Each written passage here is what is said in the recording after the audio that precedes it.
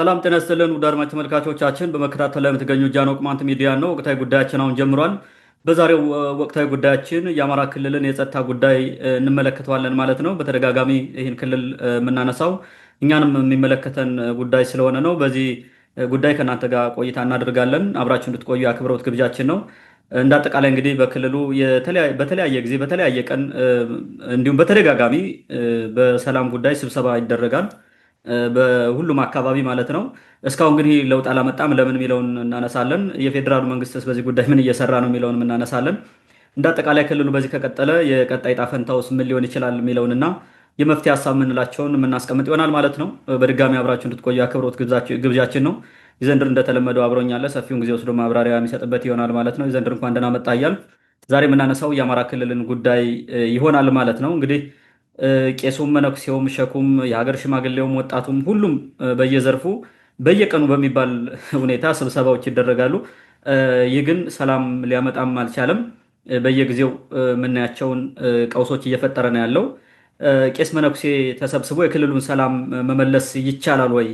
አሁን በሚደረገው ክልሉ በሚሄድበት አግባብ እንደዚህ አይነት ስብሰባዎችን በማድረግ የክልሉ ዘላቂ ሰላም መመለስ ይችላሉ የሚለውን ጥያቄ መጀመሪያ ለተመልካቾቻችን እናደርስና ቀጥሎ ያሉ ጥያቄዎችን እናነሳለን። ወደ አንተ ልምጣ። መልካም። እንግዲህ የአማራ ክልል ሰሞኑን በቄስና መነኩሴ በጸሎት በጾምም አይነት እንደዛ የሞከሩት መሰለኝ። እንዲህ አይነት ነገሮች አሉና ይሄ ነገር እስከ መቼ ያዘልቃል? ፈትቶት ያውቃል ወይ? ይሄ ነገር በቄስና በመነኩሴ ተፈትቶ የሚያውቅ ችግር አለ ወይ? ሸኮችንም እዚህ ውስጥ ጨምራቸው እዛው ስለሚመጡ ማለት ነው። የእስልምና እምነት ተከታዮችም አሉ፣ የካቶሊኩም ሌላውም እምነት በሙሉ ይሰበስባሉ መድረክ ላይ።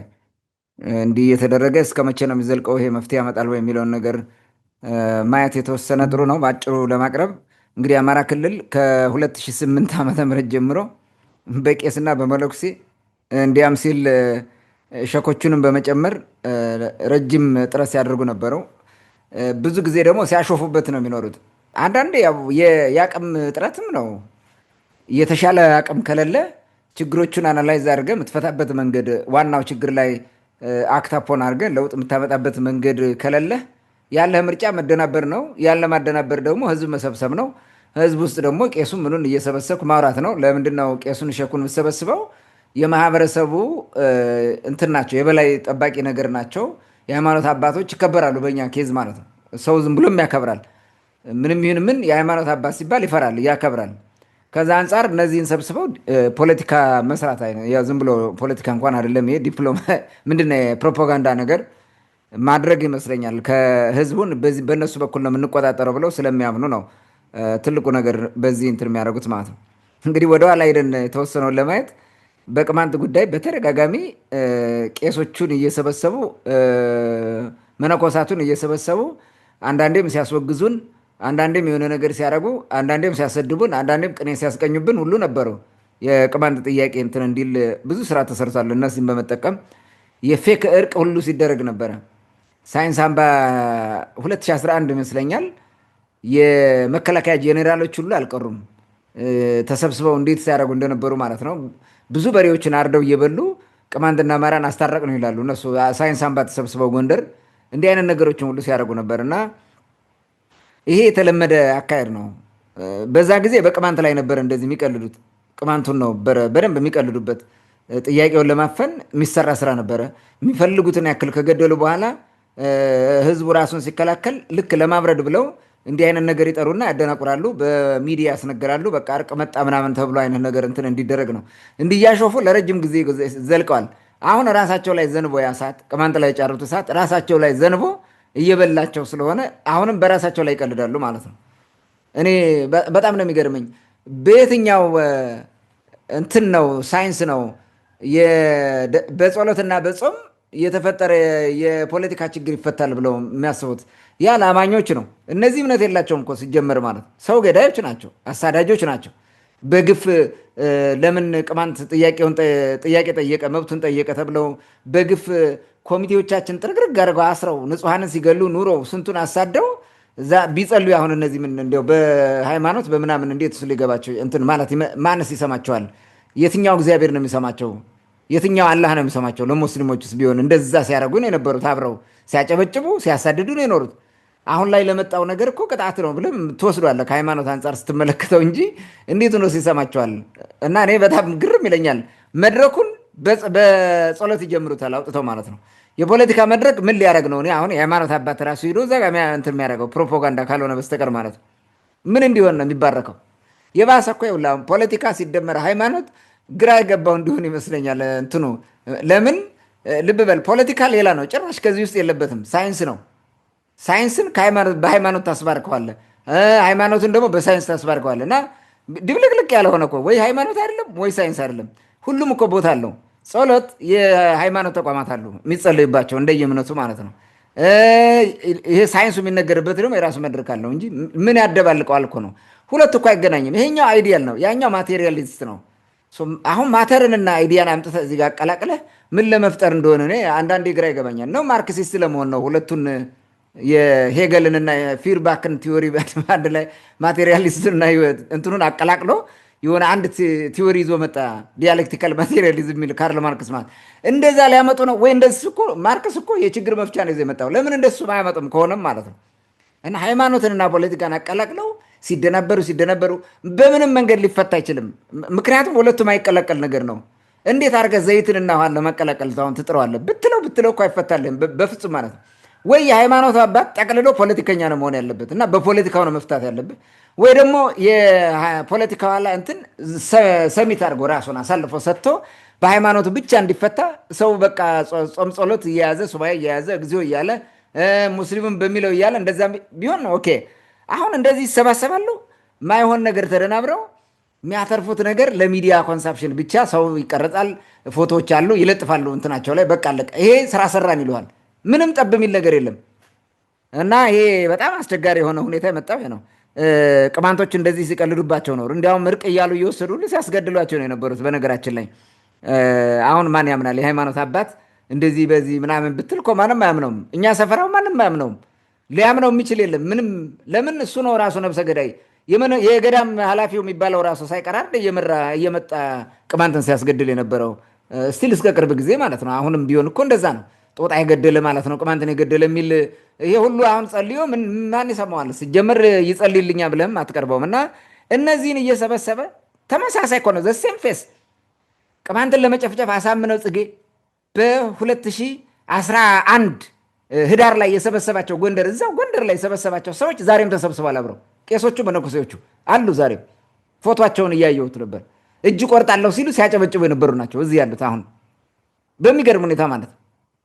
አሁን ያ እጅ ቆራጭ እንዴት ነው የአማራን እጅ ያተርፈዋል? አሁን ኦልሬዲ ያሳመነው እጅ ቆራጮች ተሰማሩበት። እጅ አይደለም ነፍሱን እየቆረጡት ነው፣ ተቋሙን እያወደሙት ነው። እንዴት አድርገው ያተርፉታል እነዚህ? እና እኔ በአንዳንድ ሳስበው ራሱ የባለፈው ዓመት እግዚአብሔር ሌላ፣ የዘንድሮ ዓመት እግዚአብሔር ሌላ የሆነ ይመስላችኋል። አንዳንዴ የሃይማኖት አባቶች የሚባሉት ራሱ ማለት ያን ጊዜ ቅማንትን ግደል፣ ቆረጠው፣ ፍለጠው ምናምን ሲል ቆይቶ አሁን ደግሞ አማራን አትርፎ እግዚአብሔር አንድ ነው። ለሰው ልጆችም አመለካከቱ አንድ ነው። በቃ ኃጢአተኛው እንደ ኃጢአተኛ ይፈርድበታል፣ በጎ እንደ በጎ ይፈርድበታል። እየተገላበጥክ ባለፈው ጦጣ፣ በአሁኑ ዝንጀሮ፣ በሌላ ቀን አንበሳ እየሆንክ ብትመጣ እንዴት ሆነ ታሸንፋለህ? በእግዚአብሔር እኮ ይሄን አያዩም።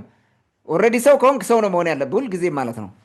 እና እነዚህን ይዞ እንዴት አድርጎ እንትን እንደሚፈታ ነው ባላቅም ማለት ነው።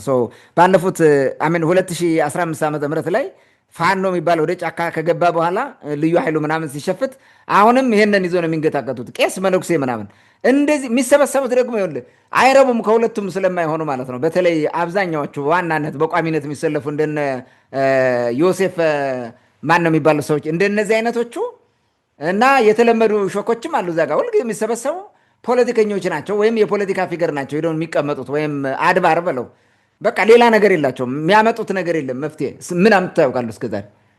በምንም መንገድ የቅማንትን ጉዳይ በተመለከተ ሽማግሌ ቄስ ምናምን በሚል ለማዳፈን ተብሎ አታለው ኮሚቴ ጥርግርግ አድርገው አስረው ቁጭ አሉ። አሁን እነዚህ እግዚአብሔር ሊሰማቸው ነው ሊቀስፋቸው ነው። እንደዚህ በዚህ ደረጃ ያሉ ናቸው። እና እነዚህን ነው የሚሰበስበው። ፋኖ ጋር የሚሰሩም ቢሆን አሁን እንደዚህ የሚያደርጉት ይሄን ነው። ሌላው ይሄ ቄስ መነኩሴ የሚባለው አይደል ፋኖ አደራጁ ዋናው ባለፈው በተደጋጋሚ ያየነው አይደል ራሳቸው ባቀረቡት ቪዲዮ እነዚህ እኮ ናቸው። በስልክ እኮ ይደዋወላሉ ፋኖች ጋር አይዟችሁ በርቱ አሁን እንዲህ እያደረግነው ነው ይሄኛው ምናምን ይላሉ። እዚህም ተጎልተው ማለት ነው። ሲወጡ እንደዛ ነው። ምን ተዋያችሁ እንዲህ ብዙ ጊዜ የሃይማኖት አባቱ አይናገርም ተብሎ ነው የሚያስበው። ዋና የመረጃ ምንጭ ግን እሱ ነው፣ እዛ የሚሰጠው ማለት ነው። ስብሰባው የነበረውን እያንዳንዱ የሚያቀርበው ማለት ነው። ሪከርድ አድርገው ሁሉም ይሰጧቸዋል። ባለስልጣኑ ራሱ ከፋኖ ጋር የሚሰራ አሁን የማዕከላዊ ጎንደር ዞን ኃላፊ የሚባሉት ምናምን በዋናነት ዋናዎቹ ፋናዎች እነዚህ ናቸው። አቅጣጫ የሚሰጡት እነዚህ ናቸው። እና ምን ለውጥ ሊያመጡ እንደሆነ አይገባኝም። እኔ በጣም ነው የሚገርመኝ። እንግዲህ ባለፉት የ3 ወራት ነው የ2 ወራት ዘመቻ ነበረ። ባለፈው ቅርብ ጊዜ ሁሉንም እጅ እናሰጣለን እንዲገባ ምናምን መሳሪያውን ተብሎ ያ ሁሉ ሩጫ ማለት ነው። ያ ሁሉ ገመናቸውን ሁሉ እያወጡ የዘረገፉት እኮ ይሄን ለማድረግ ነበረ። ግን ሳይሳካ ቀረ። 3 ወር 2 ወር ነው 3 ወር 2 ወር ይመስለኛል አለፈ። 3 ወር እቅድ ወይም 2 ወር ተይዞ የነበረው ከ3 ወር በኋላ ወደ ትግራይ እንዘምታለን ነው የብልጽግና እቅድ ነው። ስለዚህ መከላከያው ስለሚወጣ ያለውን እንደምንም ብለን እናስገባ፣ የቀረውን ባለው ኃይል እንቆጣጠረዋለን ነው። እንደዛ ነው የነበረው። ከዛ በኋላ መከላከያ አካባቢውን ሲለቅ ፋኖ ከየተደበቀበት ጉድጓድ እየወጣ ያደረገውን አደረገ። ያው ያየ ነው ማለት ነው። ይሄ ነው የሆነው። ይሄ ችግር ተፈጠረ ማለት ነው። ማዕከላዊ ጎንደርም ደቡብ ጎንደርም አወደሙ፣ ብዙ ነገር እየመጡ ማለት ነው። አሁንም ስጋት ነው። ኦልሬዲ ቀጥሎ ወደ ባህር ዳርም ወደ ጎንደርም የመሄድ እድል አለ። ስለዚህ ያ ከመያዙ በፊት ድንጋጤ መጣ ማለት ነው። በራሳቸው ኃይል መቆጣጠር አይችሉም። ማይችሉበት ምክንያት አንደኛ አብረው ስለሚሰሩ ነው። ዋናው የመጀመሪያው ነገር ማለት። ሁለተኛ መስዋዕትነት መክፈል አይፈልግም። ታጣቂ በለው ምን በለው ሚሊሻ በለው ማንም በዚህ ጉዳይ መስዋዕትነት መክፈል የሚፈልግ የለም። ስለዚህ ምንም ሊያሸንፍ አይችልም የክልሉ ኃይል የሚባለው ማለት ነው። ያን ለምርጫ በመከላከያ ነው ሲጠበቅ የነበረው። አሁንም መከላከያ ማምጣት ነው የሚሆነው። ሌላ ምንም ይሆናል እንጂ ይሄ ጾም ጸሎት ይሄ የወጣ መድረክ ላይ በቄስ በደብተራ ምናምን ምንም ሊያመጣ አይችልም። እኔ የሃይማኖት አባቶችም እየረከሱ ነው፣ የበለጠ ነው እየረከሱ የሚሄዱት። ክብራቸው ሁሉ አጡ። ማንም ዛሬ የሚዘልፋቸው ነው ቀሩ። ጋዜጠኛውም ቲክቶከሩም እንደፈለገ መቀለጃ ያደረጋቸው ማለት በጣም እኮ የሚከበሩ የነበሩት በዚህ የወረደ አሰራራቸው ማለት እና እኔ አሁን የሃይማኖት አባቶች እንዲያው እንዲሰሙም እግዚአብሔርም እንዲሰማቸው ከጸሎት ቤታቸው ተወስነው እዛው የሚመለከታቸውን ብቻ እያደረጉ ቢቀመጡ፣ ፖለቲካው እዚህ እየመጡ ባይሰበሰቡ ማለት ነው። ፎቶዎችን እዚህ ጋር ያው ማየት ነው እንትን ቪዲዮ ላይ ስለምንሰቅለው ፎቶ ላይ ፎቶዎችን ማየት ነው የተሰበሰቡ ሰዎችን በተመለከተ ማለት ነው። ስለዚህ መከላከያ ወደዛ ሲሄድ ፋኖ መጣ። አሁን የተፈጠረው ነገር መጣ። ስለዚህ አሁን በቄስ በጸሎት ምናምን እየሞከሩት ነው ማለት ነው የማዕከላዊ ጎንደር እንትኖቹ። አሁን እንትን ሰሞኑን ይሄን ነገር ለማቆም የጸሎት መሪ ቃላቸው ማለት ነው የጸሎቱና የሳይንሱ ማለት ነው የሁለቱ የፖለቲካውና የሃይማኖቱ እንትን ምን ይላል? ለሰላም ዘብ እንቆማለን ይላል። ይሄ እንግዲህ የሃይማኖቱ መሆኑ ነው። ከዛ ቀጥሎ ደግሞ የልማት አርበኞችም እንሆናለን ይላል። ይሄ ፖለቲካው መሆኑ ነው። የሁለቱም ሞቶ በአንድ ላይ ይሄ ነው ማለት ነው። ምንድን ነው እንዲህ ስለቀባጠርክ ሞቶ ስላስቀመጥክ ወይም መፎክር ስለጻፍክ በምን መንገድ እንትን ይላል? ብልጽግናን እኮ የሚችለው የለም በዚህ እንደዚህ መፎክር በመጻፍ ማለት ነው።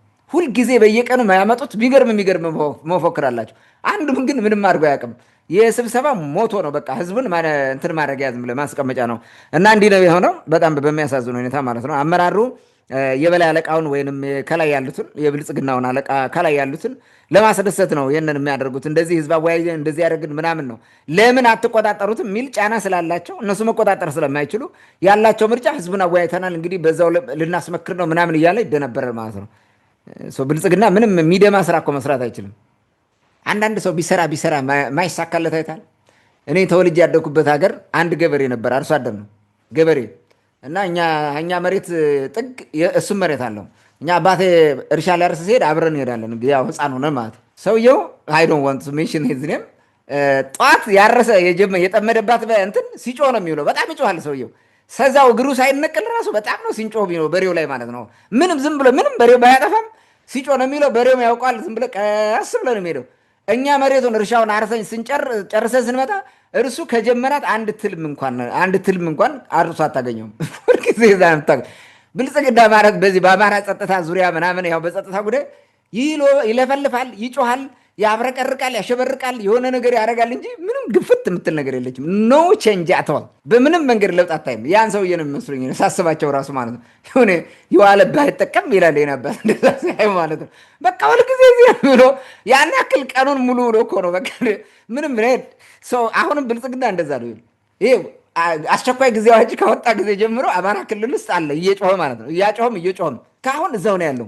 ምንም ፈቀቅ ያለ ነገር የለም። ፋኖም አለ እርሱም አለ። እንዲያውም ከሱስ ፋኖ ይሻላል። በየጊዜው የሆነ ነገር ይይዛል፣ ይለቃል። እኔ አንዳንዴ ግርም የሚለኝ በዚህ ደረጃ ያሉ ናቸው። ያመራሩ ይሄን ተመሳሳይ ነገርን እያደረግኩ ቆያለሁ ነው። ለዚህ መሰረታዊ ነገሮችን ተደጋጋሚ ስናቀርብ ነበር። እዚህ በፊት የአማራ ክልል ባለስልጣን የሚባለው አብዛኛው በፊት ኒርሊ ኦል ማለት ነው እነ ይልቃል ከፋለን ጨምረ እነዚህ በሙሉ ፋኖ ናቸው። ፋኖን ህይወት ለመዝራት የሄዱ ማለት ነው። እና እነሱ እንዲያውም ኢት ኢዝ ታይም ፎር ዘ አማራ ቱ ቢካም ኪንግ ብለው ስራ የሰሩበት ነበረ። እሱ ሳይሳካ ቀረ የሆነ ነገር ማለት ነው። አሁን ምናልባት ብልጽግና ተሳክቶለታል ከተባለ ያን የነበረውን ይሄ እንትን ነገር እኮ ነው፣ መፈንቅለ መንግስት አይነት ነገር እኮ ነው የነበረው። እርሱን ማሳካት እንዳይችሉ እዚሁ በክልላቸው እርስ በርስ እየተባሉ መከላከያ ጋር ብቻ እየተባሉ እንዲቀሩ ማድረጉ ነው እንጂ ሌላ እንትን የለውም እንጂ የተነሱት እንደዛ ነው። አሁንም ክልሉ ውስጥ ቢሆን ማንም ቢሆን ባለስልጣን ምናልባት እንትና የፕሬዚዳንቱ ሊሆን ይችላል እና የወሎ ሰውዬ ምክትል ፕሬዚዳንቱ የሆነው ሰውዬ ማለት ነው ኦሮሞ፣ ምናልባት እነዚህ ካልሆኑ አብዛኛው የፋኖ ደጋፊ ነው። በቃ በሁለቱም ነው። አንዳንድ እንትኖቹ ደግሞ የተወሰኑት ደግሞ ምን ያደርጋሉ? ፋኖም እዚህ ጋር ይሆናሉ። ፋኖም ከመጣ እንዳይገለን ብልጽግና ምናምን እንትን እንዳይለን እንዳይቀየመን ብለው ከሁለቱም ሆኖ ይሰራሉ። አብዛኛዎቹ ግን ፋኖ ናቸው። እዛም ውስጥ ይሰራሉ። ምንም ችግር የለባቸው። ማንም እንትን አይላቸው። ማጆሪቲው በዛ አስተሳሰብ ውስጥ ስላለ አጋልጦ የሚሰጥ የለም። የተወሰነ ሜይ ቢ ከፋኖ ቆይቶ የመጣ ልክ በባለፈው የፍኖተ ሰላሙ ሳሙሄር እንዳጋለጠው የሚያጋለጣቸው ካልሆነ በስተቀር ሌላ ነገር የለም፣ አታገኝም ማለት ነው። ስለዚህ በምንም መንገድ ይሄንን ሊያስተካክሉት አይችሉም። የአማራ ክልል ትልቁ ችግር ይሄ ነው። እንዲያውም ማነው አህያ ሰብስባ አሰሩ ጎጃም ውስጥ ያለ የጻፈ አለ ኢየሱስ ነው ጽፋ አይቻለሁ። አህዮችን ጠርቅማ አሰሩ ለፋኖ ዕቃ ማመላለሻ ስለሆነ ተብሎ በማዕከል በወረዳ አህያ የተረነሙ ማለት ነው። ምን ማለት ነው? አሁን ይኸውልህ አህዮች የህዝብ ናቸው። ህዝብ አህያው የሚሰጥ ከሆነ እንደፈለገ የሚጠቀሙ ስለሆነ ህዝብ ሳፖርት እያደረገው ነው ማለት ነው። ፋኖ የህዝብ ድጋፍ አለው ማለት ነው። ህዝብ ካላጋለጠ ማንም አይዝም። ስለዚህ እንደዛ ነው ማለት ነው። ህዝብ ነው ጫካው ማለት ነው። አሁን ይህን እኮ ነው የሚናገሩት። እና አንዳንዴ ይገርመኛል በዚህ ደረጃ ሁሉ እየተደናበሩ ያሉበት ሁኔታ ነው ያለው። እና ቅማንትን ለማፈን የሄደበትን እርቀት የቆፈሩት ነገር በሙሉ እነሱን እዚህ ውስጥ ጉድጓድ ውስጥ ከቷቸው አሁን እነሱ የሚያደርጉት ግራ ገብታቸው ግማሹ መዛ ውስጥ አብረው ሂዶ ምክንያቱም በነገራችን ላይ ፋኖ ቅማንትን ለማጥፋት የተፈጠረ ነው። ጎንደር ላይ ነው የተፈጠረው። ከዛ በኋላ ነው ሞዴሉ እየተስፋፋ ወደ ሌላ ሂዶ ራሱን አሁን እንደዛ የሚበላው ማለት ነው። ያ እኛን ለማጥፋት ያደረጉት እነሱን እያጠፋቸው ስለሆነ ማለት የሚሰሩት እንደዛ ነው ትልቁ ችግር። ስለዚህ ይህንን እንዲሁ ዝም ብሎ በቀላሉ የሚፈቱትም አይደለም፣ በቄስ በመለኩሴም አይደለም። ይሄ ቀልድ ነው ሲጀመር፣ በጣም ቀልድ ነው። እና አብይም እንደዚህ አይነት ነገር ይወዳሉ መሰለኝ። ዝም ብለህ ቤተክርስቲያኑን ወይ የሆነ ምናምን መያዝ በቃ ስልጣን ላይ እንዳለን ያሳየናል አይነት ነገር ነው። ዞሮ ዞሮ ግን እንደዚህ እያደረጉ እኮ ስልጣን ላይ ያሉ እስካሁን 7 ዓመት እኮ ሞላቸው። በእንደዚህ አይነት ሁኔታ ገና ይጨምራሉ እንዲህ እያሉ ማለት ነው። ህዝቡ ግን መከራው ነው ያለ፣ ሀገር ትፈርሳለች፣ አስቸጋሪ የሆነ ሁኔታ ይፈጠራል። አሁን እንግዲህ እንዳይሞቱ እንዳይድኑም እንደዚህ እያደረጉ እያላዘኑ ከብልጽግናውም ከፋኖም መሆን አለባቸው እንጂ ወጥቶ ፋኖን እገጥማለሁ ብሎ አሁን እንደው የመረረው የወረዳ አስተዳዳሪ ምናምን ያሉትን ሚሊሻዎችን አስታጥቆ እሱ ታጥቆ ምናምን ሲሰለፍ አይቶ ታውቃለህ? የለም። በደርግ ጊዜ እንደዛ ያደረጉ ነበር ይባላል። እና ማነው አስረሳ ግደው የሚባል ሰውዬ ሽፍታውንም ሌባውንም እየዞረ በዱላ በሰርዶ ዱላ የሚጨመድደው ሰውዬ ነበረ፣ ለአርማጭሆ ላይ የነበረ ማለት። እነዚህ እኮ እንደዛ ያደረገው በየወረዳ የተቀመጡ ማለት ነው። ምንም እንዲያውም ይልቁን ዞር ብለው በሌላ ስልክ 2-3 ስልክ አላቸው። በሌላ ስልክ በማይታወቅ ስልክ እየደወሉ ያወራሉ።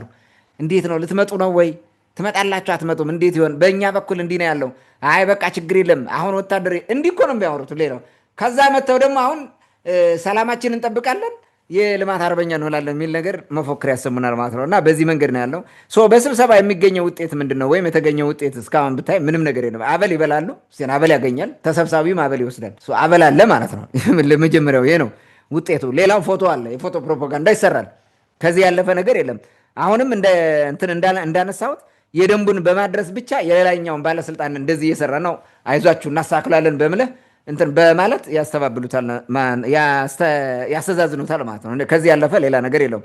እንግዲህ ባለፈው እንዳልነው የአማራ ክልል በራሱ አቅም ወደ ሰላም ሊመጣ አይችልም። የራሱን የጸጥታ ኃይል ተጠቅሞ በምንም መንገድ ፋኖን ኮንትሮል ማድረግ አይችልም።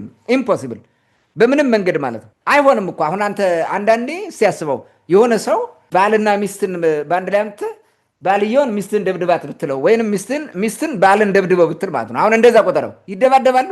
ሚስት እንዲያው ባሏን የምሯን ትመታዋለች፣ ባልስ ሚስቱን ይመታታል።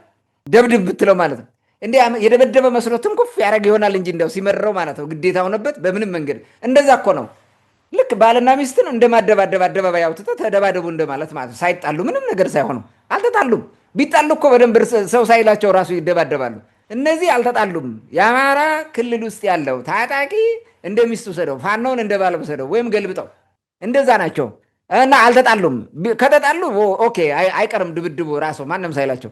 ግን እነዚህ በዛ ደረጃ ያሉ ናቸው። በምንም መንገድ አንዱ አንዱን ሊያሸንፍ አይችልም። አብረው ነው የሚኖሩት። እጣ ፈንታቸውም አብረው መኖር ነው። እንዲህ አድርገው ወስነው የተነሱ እኮ ናቸው። ሲጀመር ፋኖ የሚባለው እኮ ልዩ ኃይል ፋኖ ምናምን የሚሉት እዛ ሚሊሻ ሆኖ አብረው ሲሰራ የነበረ ተጣልቶ የወጣ ነው። ከአብይ ጋር ነው የተጣላው። ደግሞ ከነዚህ ጋር እኮ አልተጣላም መጀመሪያ።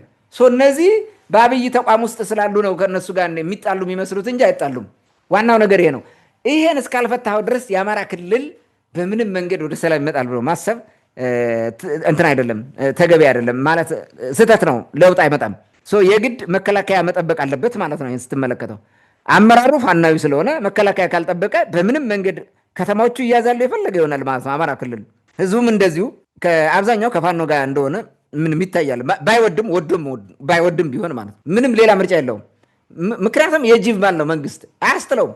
ስለዚህ ፋኖ የሚለውን ያደርጋል እንጂ መንግስት የሚለውን አያደርግም። መንግስት የሚለውን እሺ ይላል፣ ከሄደ በኋላ ለፋኖ ያደርጋል። ስለምናውቀው ማለት ነው። ኢህአፓ ሲያደርግ እንደነበረው ማለት ነው።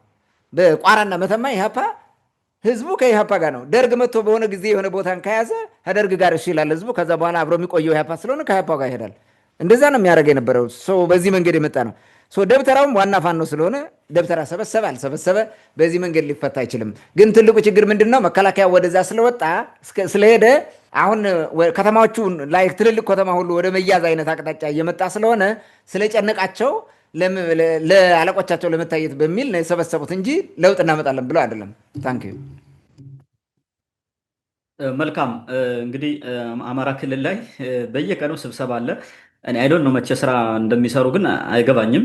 እኛ መናቃቸው ላይ አርማጮ ጭልጋ ምናምን አካባቢ እንኳን በየቀኑ ፌስቡካቸው የሆነ መድረክ ነው።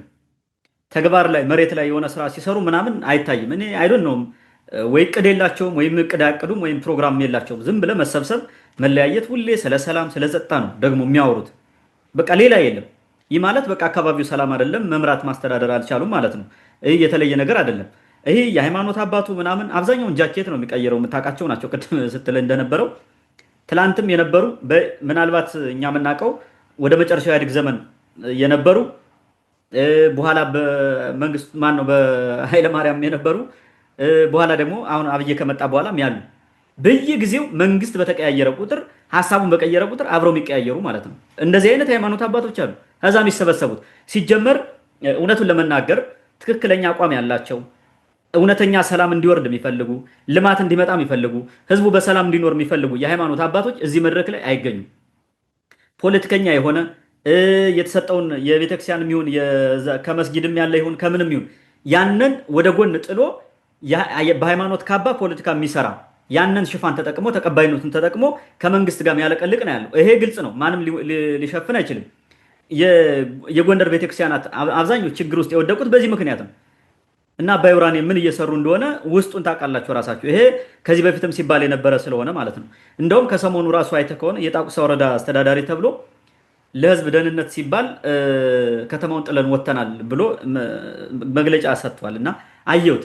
አስበው ብልጽግና የብልጽግና ባለስልጣን አብሶ የአማራ ብልጽግና ለህዝብ አስቦ ከተማውን ለቆ ሲወጣ ማለት ነው። ግን ተሸንፎ ነው ተቀጥቅጦ ነው የወጣው። እዛ ውስጥ ወይ መረጃ ራሱ ሰጥቶ እንደዚህ አድርጋችሁ አውድሙት ብሎ ገብቶ ነው። በኋላ ገብቶ ከ35ቱ የመንግስት ተቋም 28ቱን አውድሞለት የወጣው ማለት ነው። ያ ሁላ ውድመት አሁን አምቡላንስ የለም፣ ሌላ የመንግስት ተቋም መኪና የለም። የህዝብ አገልግሎት መስጫ ተቋማት በሙሉ እየወደሙ ናቸው። ስለዚህ ህዝቡ በራሱ ኑሮ ወደ ጋርዮሽ ዘመን እየመጣ ነው ማለት ነው። በዚህ አግባብ ነው ክልሉን እያወደሙት ያሉት። ግን ስብሰባ ላይ ቅድም እንዳልከው አሁን ለልማት ምንድነው የልማት አርበኛ እንሆናለን፣ ለሰላም ዘብ እንቆማለን፣ በየጊዜው በየወሩ የሚያመጡት መፎክር ነው። ይሄ የተለመደ ነው። ግን በተግባር የለም። በየወሩ ደግሞ ይቀያየራል። አሁን ደግሞ ምርጫ ስለመጣ አብዛኛው እንቅስቃሴ ከሱ ጋር የተያያዘ ነው። እሱን ለማድረግ ደግሞ ያው ዝግጅት እያደረጉ እንደሆነ እየገለጹ ነው ያሉት። ብቻቸው ለመወዳደር ማለት ነው። መቼም ብቻውን አንድ ሰው ለመወዳደር የኔ ያክል ዝግጅት አደረግኩ ለማለት ካልሆነ በስተቀር ያን ያክል ለውጥ ይመጣል ብዬም አላስብም። ተወዳዳሪም እስከሌለ ድረስ ብቻን ታሸንፋለህ። ዝም ብሎ እንደውም ለዚህ የሚያወጣውን በጀት ሰላሙ ላይ ቢሰራበት የተሻለ ይሆናል የሚል ግምት አለኝ። እንዳጠቃላይ ግን ቅድም ያነሳው እንዳለ ሆኖ አሁንም በዚህ ሁኔታ እየቀጠለ ነው ማለት ነው። ሌላው የፌዴራሉ መንግስት ምን እየሰራ ነው በአማራ ክልል ጉዳይ የሚለውን ጥያቄ ብናነሳ ምንድን ነው እየሰራ ያለው? ምንድን ነው እያደረገ ያለው?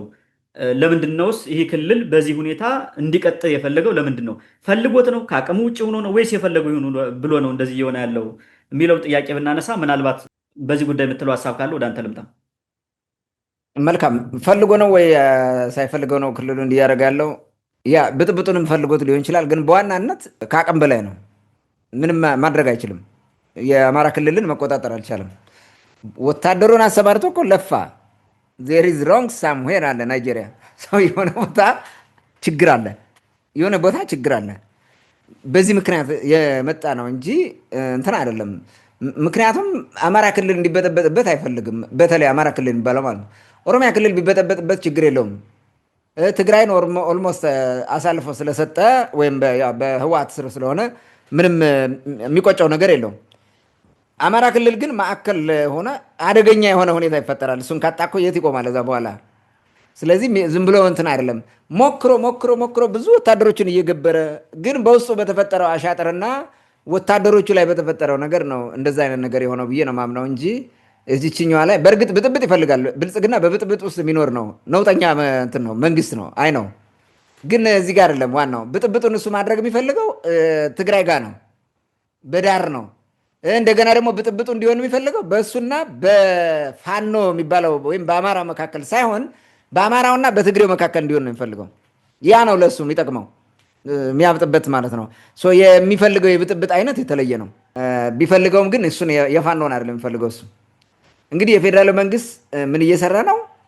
ሞክሮት አለ እዛ በባለፈው። ኦኬ አሁን ያለውን ነገር ነው እዚህ ጋር ምን እያደረገ ነው?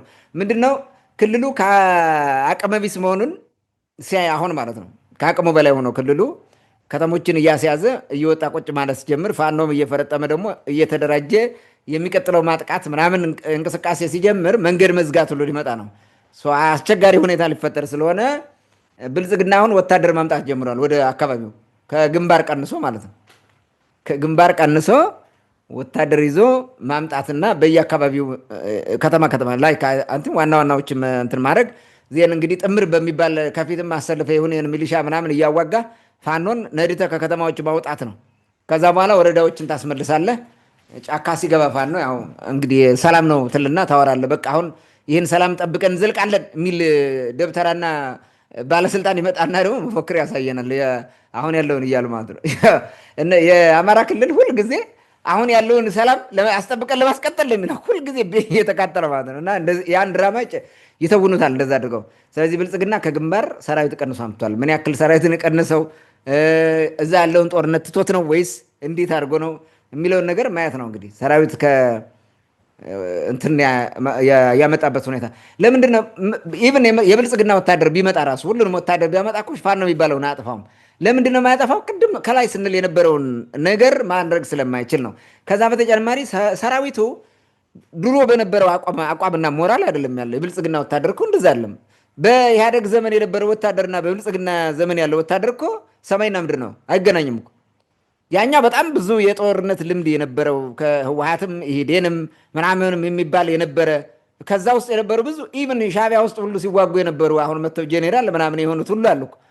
እንትን አላቸው፣ ልምድ አላቸው ብዙዎቹ ማለት ነው። ነባር ታጋይ ነው። እንትንም ሲደረግ አዳዲስ ሲመጣ ምንድን ነው በትንሹ እያሰለጠነ ወደ ነባሩ ጋር ያቀላቅለውና የነባሩን ስነ ባህሪ ሞራል እየተላበሰ ነው የሚቀጥለው እንትኑ ሰራዊቱ የነበረው ማለት ነው።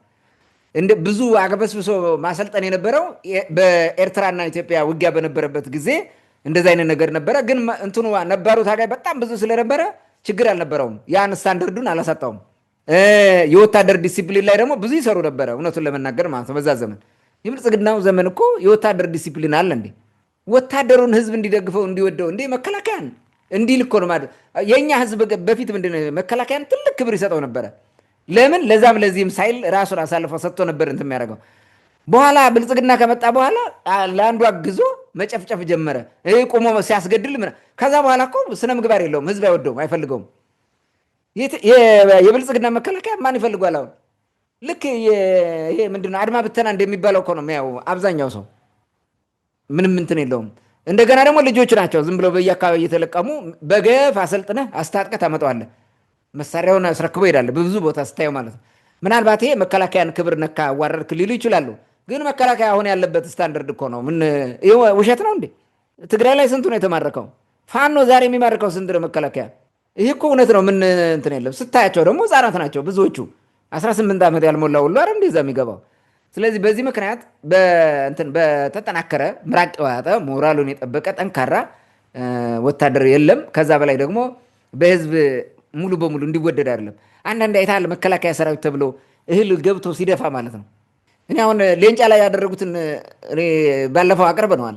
ገብቶ ልንፈትሽ ነው ብሎ እህሉን በሙሉ ሰሊጥ የለ ማሽን ላይ የለ ደፋፍተው አይደል ሄዱት። እንዲህ እኮ ነው የሚያደርጉት። በቪዲዮ ብዙዎችን አይተህ ሊሆን ይችላል። ኦኬ የፋኖ እህል እንኳን አግኝቶ ቢሆን እህልን ጭኖ ነው መውሰድ ነው ያለበት፣ መድፋት ነው ያለበት።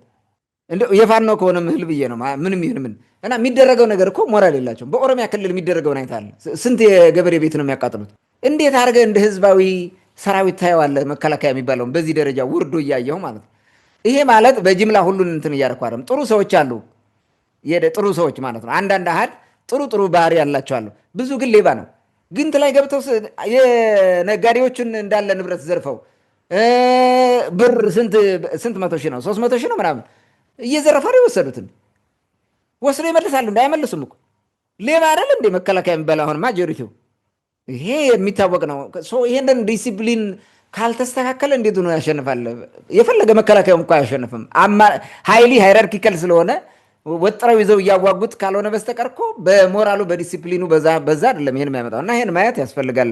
ይሄን ካልገመገመ ብልጽግና እንዴት አድርጎ ሊያሸንፍ ይችላል? አሁን እንትኑ ማለት ነው በንጹሐን ላይ ግፍ የሚደረገው ይሄ ቀላል አይደለም። አሻጥርስ የመከላከያ ጄኔራል እንትን የምንለው ጄኔራል እንኳን አይደለም።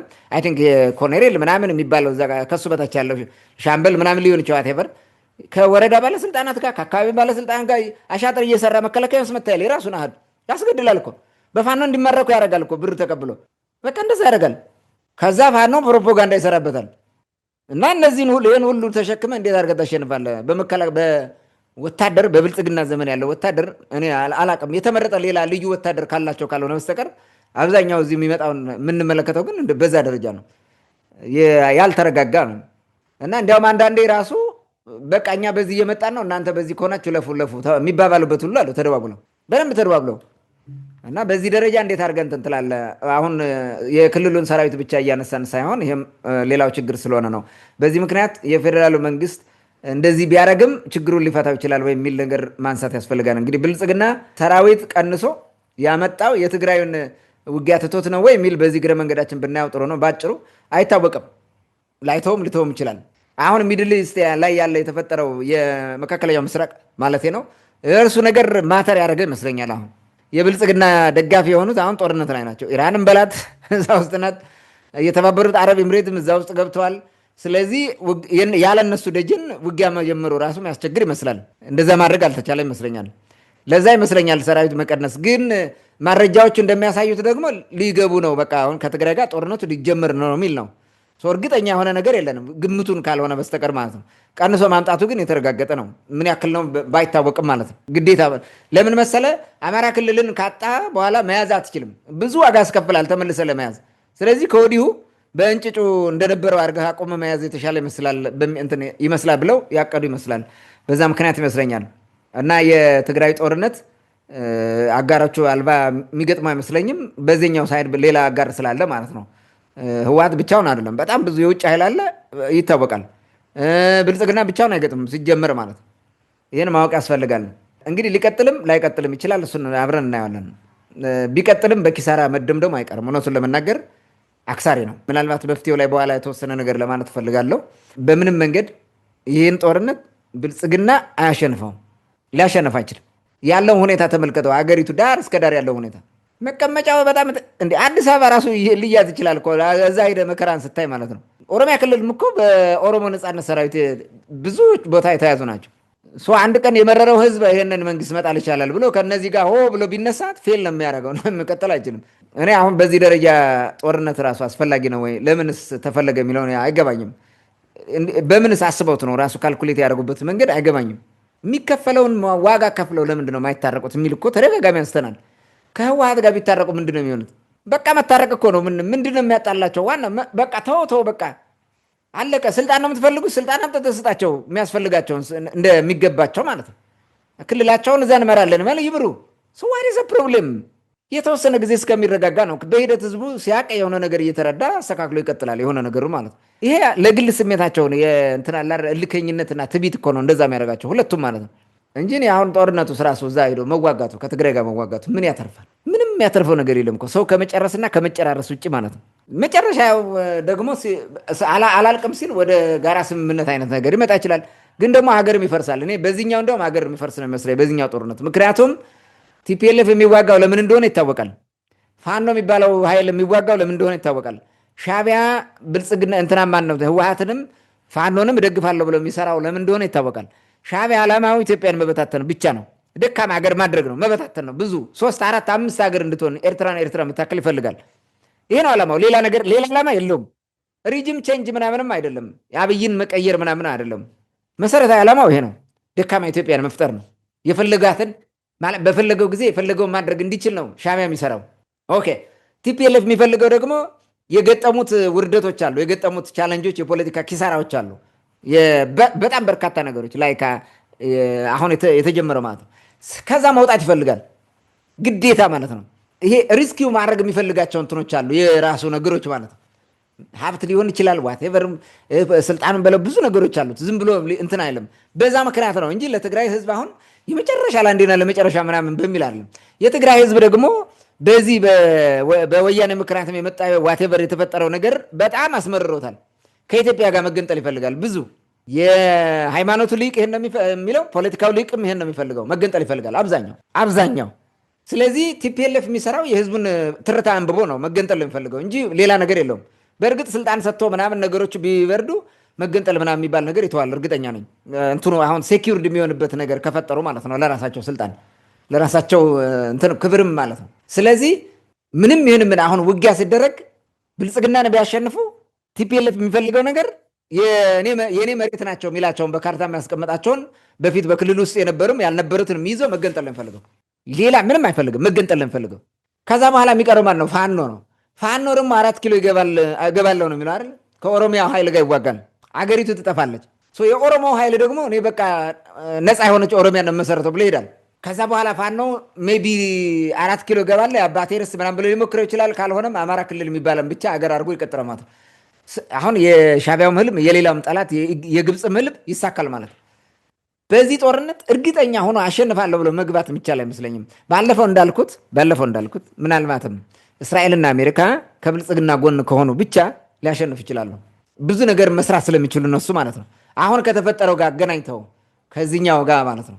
ምናልባትም እነ አብይ አህመድ ለምን ማለት ኢራቅ ላይ ለተፈጸመው ነገር ሀዘናቸውን ያልገለጡበት ምክንያትም በዚህ ሊሆን ይችላል። አሜሪካና እስራኤል እንዳያኮርፉ ማለት ነው። የሚጠብቁት ነገር አለ።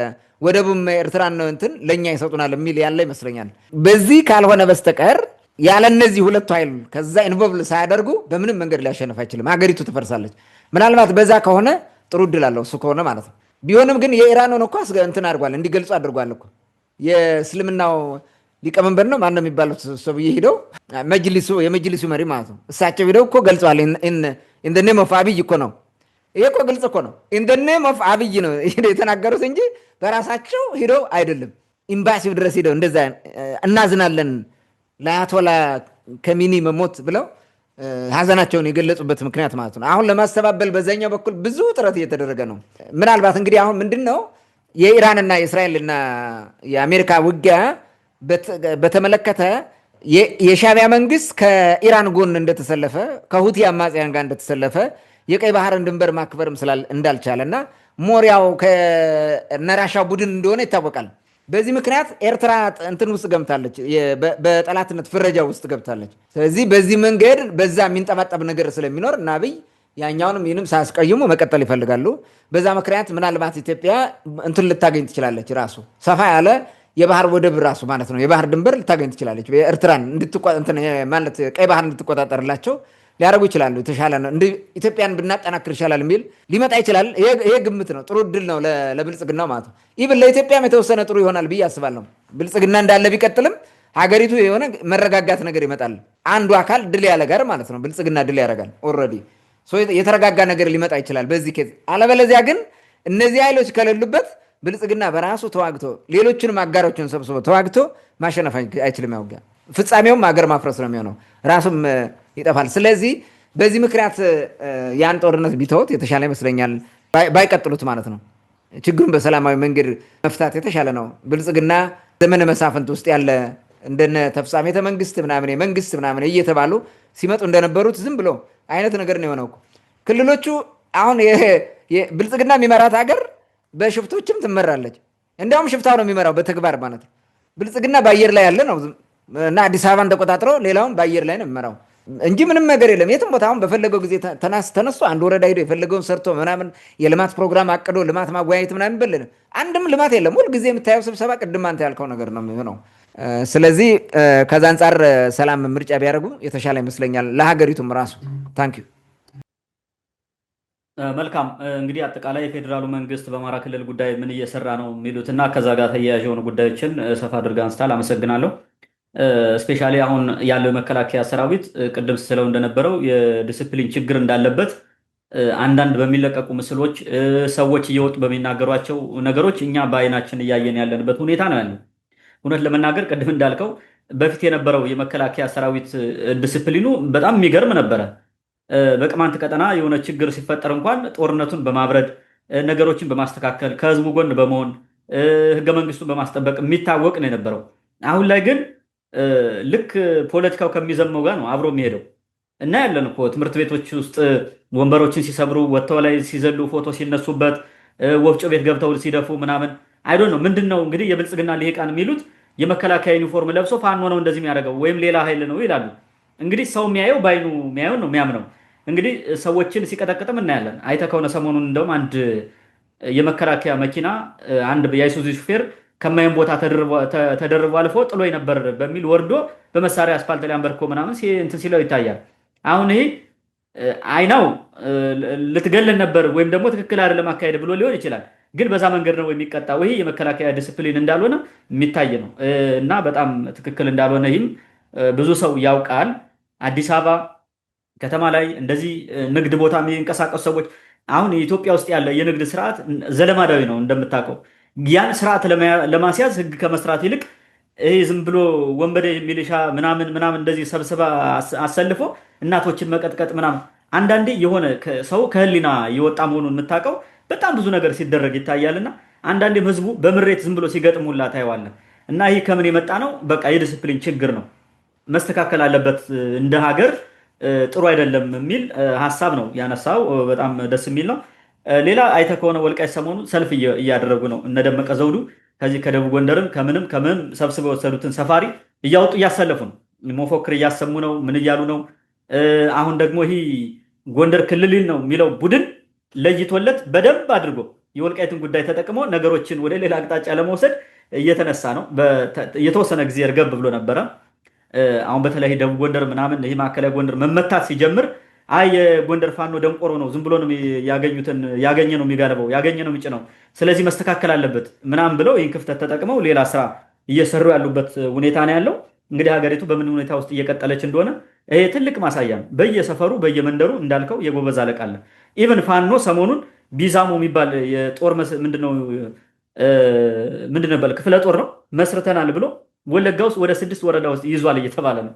አስበው ኦሮሚያ ክልል ተሻግሮ ገብቶ ምን እየሰራ እንደሆነ። ስለዚህ ይህ ባለበት ሁኔታ ሌላ ጦርነት ውስጥ መግባት ለሀገሪቱ ኪሳራ ከማምጣት ያለፈ ፋይዳ ሊኖረው እንደማይችል ያነሳው ሀሳብም ትክክል ነው። ከህወሓት ጋር በተያያዘም ተመሳሳይ ነው። ህወሓትም ቲክታከሮችን ሳይቀር ጦርነት ለምን ትቃወማላችሁ ብሎ እያሰረ እንደሆነ ሰሞኑ በአይናችን የምናየው ነገር ነው። እንግዲህ በሁሉም በኩል ያው ለጦርነት ያለው ዝግጅት እየተለመደ ነው፣ ሁሌ የምናነሳው ነው ማለት ነው። ከዚህ ጋር በተያያዘ አማራ ክልልንም እንዳጠቃላይም ሌሎችንም ቢሆን የክልሉ የጸጥታ ሁኔታ በዚህ መልኩ እየተበሻቀጠ እየተግማማ እንደዚህ እየተጨማለቀ ከቀጠለ የወደፊት እጣ ፈንታው ምን ሊሆን ይችላል? ለወደፊቱ ምንድን ነው የሚሆነው የክልል በዚህ ሁኔታ ከቀጠለ የሚለውና ምናልባት እንደ ሀገርም እንደ ክልሉም ለመንግስት የሚጠቅሙ ሀሳቦች በተደጋጋሚ ስለምናነሳ መፍትሄውስ ምን ሊሆን ይችላል የሚለውን ጥያቄ ጠቅላላ አድርገ መልስልንና የዛሬው ውይይታችን በዚህ እንዝጋ። መልካም። አሁን የጠቅላላ ነገር ነው፣ ግን ዝም ብዬ የተወሰኑ ነገሮችን ላንሳ። የክልሉ የጸጥታ ሁኔታ ለወደፊቱ ምን ሊሆን ይችላል? ምናልባት መፍትሄ ካለውም እሱን በአጭሩ ማንሳት ጥሩ ነው። እንግዲህ በዚህ ከቀጠለ ዘመነ መሳፍንት ይቀጥላል። ምናልባት ሌላ ጊዜ እንደ አፄ ቴዎድሮስ የሚነሳ ሰው ተነስቶ ያንን እንትን ካላደረገው በስተቀር የሚፈታ አይመስለኝም። የመከፋፈሉ ቅድም ያነሳሁት አደጋ እንዳለ አለ ተደቅኗል። ኢብን መንግስት እያለ ራሱ እኮ ኦልሬዲ ተከፋፍለውታል። እንትኑን ክልሎቹ ተከፋፍለዋል። መንግስት ኮንትሮል አያደርጋቸውም። ከተማ ከተማ ነው እኮ የተቀመጠው፣ ሌላ ቦታ የለም። ሌላው በአማጺ እጅ ነው። ምንም እንትን የለም። የትኛውም ቦታ ብትሄድ ወንበዴ ነው የሚዘርፍ የሚገል፣ ንጹሐን ይታገታሉ፣ እንደፈለገ ይሆናል፣ ማንም አይዝም። እና አስቸጋሪ የሆነ ሁኔታ ነው። በጣም የሚገርመው ማለት ነው። በዚህ ከቀጠለ ዘመነ መሳፍንት ይቀጥላል እንዳልኩት። ቀጣይ ውጊያዎቹ ሊሆኑ የሚችሉት በዘመነ መሳፍንት እንትኖቹ ናቸው። እነዚህ መሳፍንቶቹ ነው የሚሆነው ማለት ነው።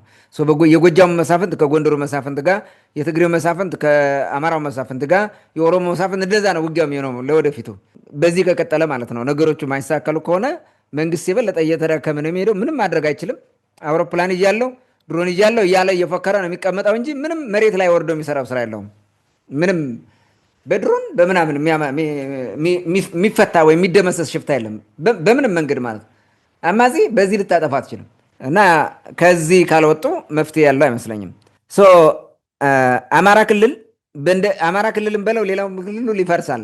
አማጺ ቡድኑ የፈለገውን ነገር እንዲያደርገው ይሆናል ማለት ነው። ድሉ እንደዛ ነው የሚሆነው። ወደ ዘመነ መሳፍንት ከገባ ስርዓት የለም፣ ህግ የለም፣ ምንም ልታደርግ አትችልም። ሁሉም ክልል ወደ ጉልበታም ቡድን ይገባል። ጉልበታም ቡድን ይቆጣጠረዋል። መፍትሄው ምን ሊሆን ይችላል? አሁን ያለው ሁኔታ ለማስቀረት የሚል ነገር የመጀመሪያው ሰላማዊ መንገድ ብቻ ነው። ቁጭ ብለህ መቀመጥ ነው። የታጠቀ ኃይልም ትጥቁን አቁሞ መንግስትም ስልጣንን ትቶ ወርዶ መወያየት ነው። በዚች ሀገር ሁኔታ በፍጹም የብልጽግና መንግስት ስልጣኔን እንደያዝኩኝ ቤተ መንግስት እየሰራው ነው፣ እሱ ላይ ለይሄን ያክል ዓመት ሳልነግስበትም አልለቅም ብሎ ከሆነ ምንም መፍትሄ አይመጣም። በቃ የያዙትን ነገር ይተውት። እስኪ አሁን ስልጣኑ ይቅርበት ለብልጽግና መንግስት እየማለ ሲመጣ እኮ ይሄን ነበር የነበረው። ስልጣን እለቃለሁ ለሀገሬ ለኢትዮጵያ እኛ እያለን አንፈርስም ነው፣ ግን እነሱ እያሉን እያፈረሷት ያሉት። ስለዚህ ስልጣኑን እንለቃለን ማለት መቻል አለባቸው። በቃ ልቀቁ ከተባለ እንለቃለን፣ ግን ወደ ውይይት እንምጣ። ጀኒውን የሆነ ውይይት ያስፈልጋል።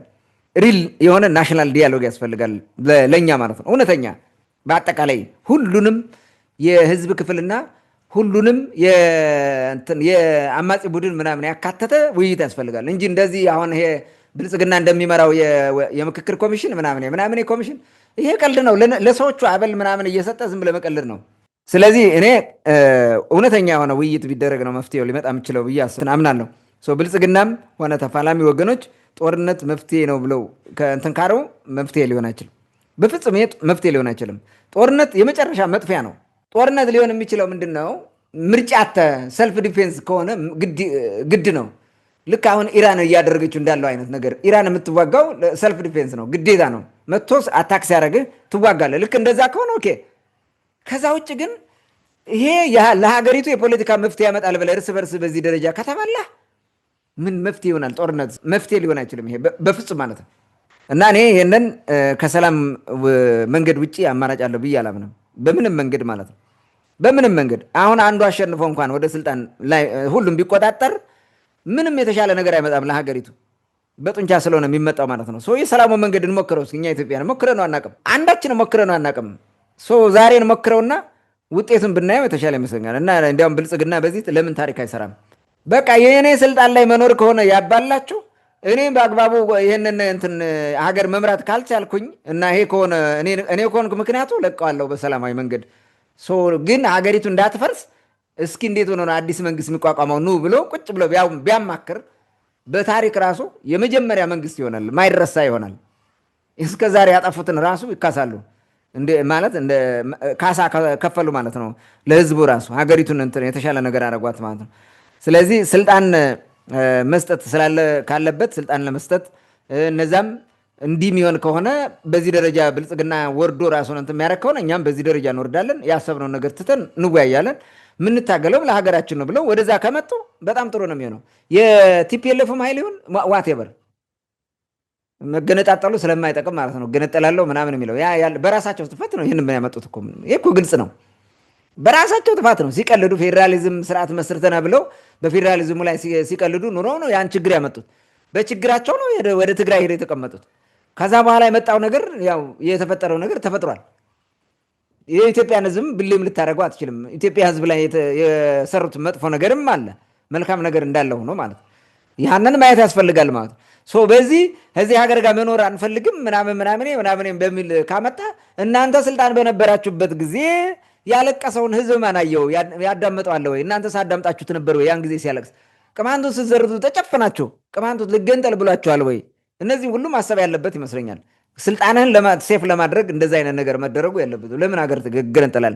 በዛ ሀሳቤ ውስጥ መገባት የለበትም የመጀመሪያው ማለት ነው። ስለዚህ አይ ቲንክ ቱዛት ኤክስተንት ተጨፍነው እንደዛ የሚያደርጉ አይመስለኝም። በዚህ ደረጃ አሁን ባልኩትበት ደረጃ ብልጽግናውም ከወረደ ሌላውም ወርዶ በአጠቃላይ ወደ አንድ መጥቶ በአንድ ልብ ማሰብ ከተቻለ የትግራይ ህዝብም ቢሆን በዛ ደረጃ እንሄዳለን የሚል ነገር ያላቸው አይመስለኝም፣ እውነተኛ መፍትሄ የሚመጣ ከሆነ ማለት። ስለዚህ እውነተኛ መፍትሄ ለማምጣት መስራት አለብን።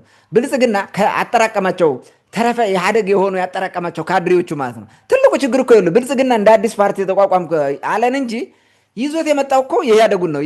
ህወሓት ሲመራ የነበረውን እንዳለ ግብስብሱን እሱን እኮ ነው የገለበጠው። ስም እኮ ነው የቀየረላቸው። አስተሳሰባቸው እዚህ በፊት አብራርቸዋለሁ። የፖለቲካ ኦሪየንቴሽናቸው ኢህአዴጋዊ ነው፣ ብልጽግናዊ ሊሆን አይችልም። ብልጽግና ውስጡ ነው በኢህአዴግ አስተሳሰብ እንዴት ነው ይሄዳሉ? አሁን ትልቁ ችግር እኮ የሆነ ይሄ ነው። እነዚህም ሁሉ ይዘህ ሀገር ልትመራ አትችልም። ብልጽግና ብታቆመው ማለት ነው። ለአብይ አህመድ ራሱ ትልቅ ክብር ነው እንዲህ ቢያደርገው ማለት ነው። ቁጭ ብሎ ቢመካከር ነው። ከጡንቻ ከዚህ ከቴክኖሎጂ ድሮን ምናምን የሚባለው ምን ያደርጋል? ምን ያመጣል? ሰው ነው የሚገለው፣ ሌላ ነገር የለም። ሀገር ነው የሚያፈርሰው። ምንም ነገር ሊያመጣ አይችልም። እና ከዚህ ቢቆሙ የተሻለ ነው ብዬ አስባለሁ። ቅድም ያልኩትን ናሽናል ዲያሎግ የእውነት ጄኒውን የሆነ ናሽናል ዲያሎግ ቢደረግና ሀገሪቱ ወደ መልካም ነገር ብትመለስ መፍትሄ ይሆናል ብዬ አስባለሁ። ከዛ ውጭ ይሄ በየጊዜው የሚደረግ የእርስ በርስ ጦርነት ምናምን ይሄ ወታደር ከአንዱ ቦታ አንዱ ቦታ ማመላለስ ምንም መፍትሄ አያመጣም። ታንኪዩ። መልካም። በመጨረሻ ላነሳቸው የመፍትሄ ሀሳቦች እና ክልሉ በዚህ ከቀጠለ ምን ሊሆን ይችላል የሚለውን ለሰጠን ማብራሪያ ከልብ አመሰግናለሁ። ውድ አድማጭ ተመልካቾቻችን ለዛሬ የነበረን ወቅታዊ ጉዳይ ይህን ይመስል ነበር። ስለተከታተላችሁን ከልብ እናመሰግናለን። በሌላ ፕሮግራም እስከምንገናኝ መልካም ጊዜ ሁላችሁ